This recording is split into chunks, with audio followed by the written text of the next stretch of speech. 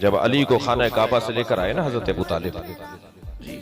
تو ایک جانب سے کعب الاحبار، ایک جانب سے یہودی عالم، ایک جانب سے عیسائی عالم سامنے آ کے کھڑا ہو گیا، کہنے لگا ابو طالب کہاں لے جا رہے ہو؟ حضرت ابو طالب نے فرمایا میرا بچہ ہے، میں اپنے گھر لے جا رہا ہوں۔ کہنے لگے تمہیں مکے کا دستور نہیں پتا کہ مکے میں جب بچہ پیدا ہوتا ہے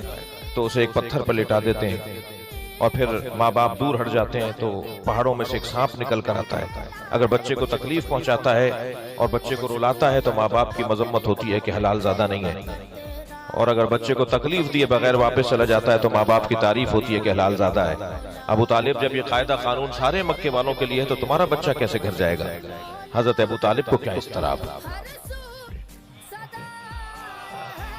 حضرت ابو طالب کو کیا اضطراب، فوراً حضرت ابو طالب نے اس پتھر پر اپنے بیٹے علی کو لٹا دیا۔ کچھ ہی دیر کے بعد پہاڑوں میں سے ایک سانپ نکل کر آیا، اور مولا علی کے سامنے جب اس نے اپنا پھن پھیلایا نا، بلند ہوا نا، مولا نے ننھے سے دونوں ہاتھ بلند کیے، ان کے دونوں کلے پکڑ کے چیر دیے،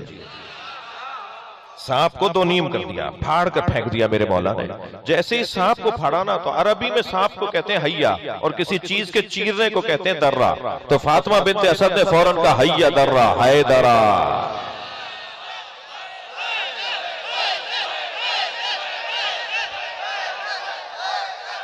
صلوات ہدیہ کریں گے محمد و آل محمد۔